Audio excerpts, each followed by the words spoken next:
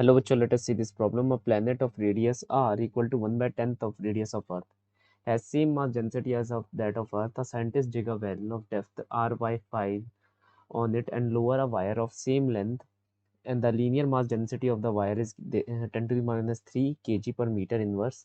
If the wire is not touching anywhere, the force applied at the top of the wire by a person holding it in place is, take the radius of Earth as 6 into 10 to the power 6. Acceleration due to gravity of Earth is 10 metre पर second square. देखो ये अर्थ है, ठीक है, ये हमारे पास planet, मतलब एक प्लेनेट हमें दिया। सबसे पहले एक प्लेनेट हमें दिया जिसकी radius 1/10th of radius of अर्थ है, ठीक है, and has the same mass density, मतलब उसकी जो डेंसिटी है वो अर्थ के बराबर है। एक साइंटिस्ट उसके ऊपर था, उसने एक गड्ढा खोदा। यहाँ पर गड्ढे की डेप्थ कितनी है, r/5।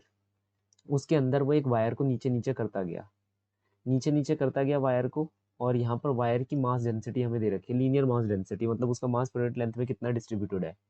फिर हमसे ये कहा गया कि अगर वायर कहीं पर भी टच नहीं कर रहा, तो ये बताओ कि जो साइंटिस्ट उसे नीचे की तरफ डाल रहा है वो कितनी फोर्स से उसे पकड़े हुए है। दैट इज वो वायर पर कितनी फोर्स नीचे की तरफ लग रही है, क्योंकि अर्थ, वो सॉरी, वो जो प्लेनेट है वो उसे खींच रहा है। मानते हो? अब हमें यहाँ पर क्या करना है, हमने कहा कि चलो ठीक है, हमने ये वायर डाला है, यहाँ पर आपको दिख रहा होगा डायग्राम के अंदर। इस वायर में एक छोटा सा एलिमेंट हमने चूज कर लिया जिसका मास क्या है, डीएम है।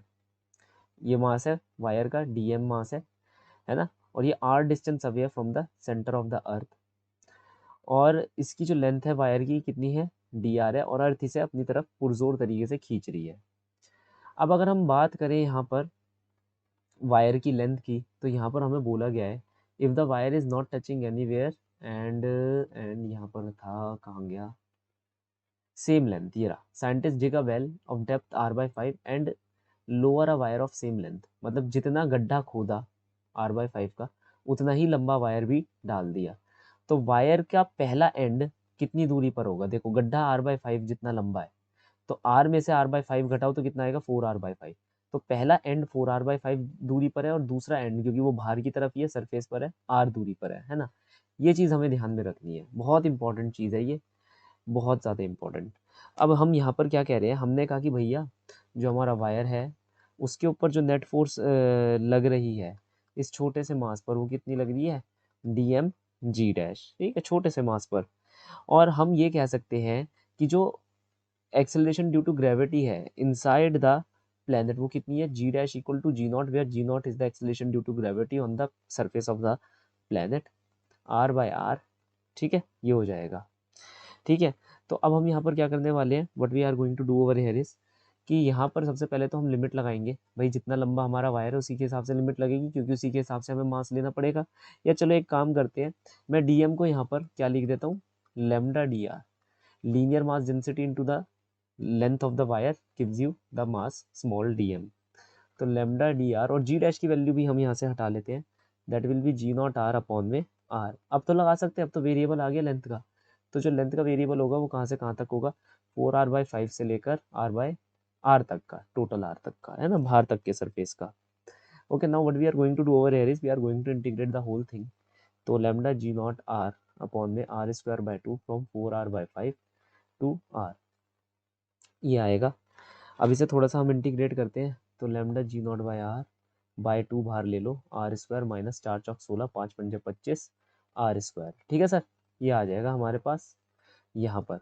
इसे हम आंसर लिखते हैं 9 लेमडा जी नॉट अपॉन में 50, ठीक है, और एक r ऊपर भी रह जाएगा। That will be the net force which is experienced by the wire.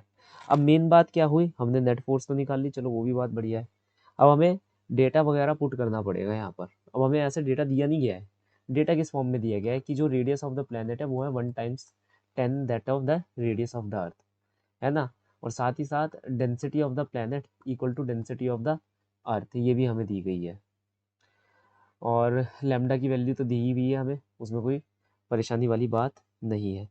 तो हम एक काम करते हैं यहाँ पर, अगर मैं यहाँ पर ध्यान से देखूँ तो जी नॉट और जी अर्थ इन दोनों की रेशो निकाल लेते हैं, क्योंकि जी नॉट की वैल्यू तो निकालनी है ही। तो वो मैं लिख सकता हूँ यहाँ पर, we know that G is G M upon में आर का होल स्क्वायर। तो यहाँ पर ये हो जाएगा mass of the planet, mass of the earth, radius of the earth का whole square, radius of the planet का होल स्क्वायर। ठीक है, ये हो जाएगी। अब इसमें बस हमें वैल्यूज लगा देनी है।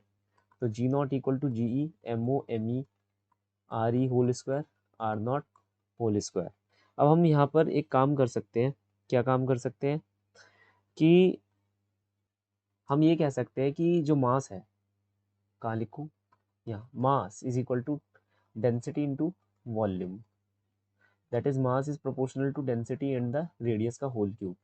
तो यहाँ मैं लिख सकता हूँ अर्थ की ग्रेविटी, डेंसिटी ऑफ क्या था, प्लैनेट, रेडियस ऑफ प्लैनेट का होल क्यूब अपॉन में density of earth, radius of earth का whole cube into R E का होल स्क्वायर अपॉन में आर नॉट का होल स्क्वायर। तो ये आ जाएगा जी ई और ये हो जाएगा आर ई आर नॉट, है ना। तो इसकी वैल्यू तो है 10 अर्थ की, और अर्थ की रेडियस भी हमें गिवन है। कितनी गिवन है, एक सेकेंड एक सेकेंड एक सेकेंड, अर्थ की रेडियस लगाने से पहले ऊपर आर नॉट आएगा, हाँ ऊपर आर नॉट आएगा, ये कट जाएगा ना इससे, ये इससे कट गया, ये इससे कट गया, तो ऊपर आर नॉट आएगा, नीचे आर ई आएगा। अब सही है। अब R naught by R E, R naught की वैल्यू है 1/10 ऑफ अर्थ के बराबर, तो अर्थ से अर्थ भी कट जाएगी और ये 1/10 से 1/10 भी कट जाएगा। तो इसकी वैल्यूडेड वैल्यू कितनी आ रही है, 1 आ रही है आप लोगों के सामने। ठीक है सर, ठीक है, ये 10 है, ये 1/10 है, तो आ जाएगा 1, मैंने यहाँ लिख दिया। अब हमें पता चल गया कि भाई ठीक है जी नॉट की वैल्यू 1 है। अब हम आंसर में जाकर लगा सकते हैं 9 10⁻³ इंटू 1 इंटू, हम यहाँ पर लगाएंगे आर की value which is 1/10 of radius of अर्थ। तो रेडियस ऑफ अर्थ कितनी है, 6 इंटू 10⁻6 है ना, 6 इंटू 10⁻6 है। तो बेसिकली 6 इंटू 10⁻6 को थोड़ा सा हम 1/10 करेंगे तो क्या आएगा, 6 इंटू 10⁵ अपॉन में 50, इसे वैल्यूएट करेंगे तो आएगा 5400, हाँ 5450, तो ये आएगा 50, 5400 और 50, और ये हो जाएगा 5 दूनी 10, 2 चौक 8 और 2 पंजे 10, that is 108 Newton. So the final solution for the following problem is 108 Newton. Hope you understood well, best of luck.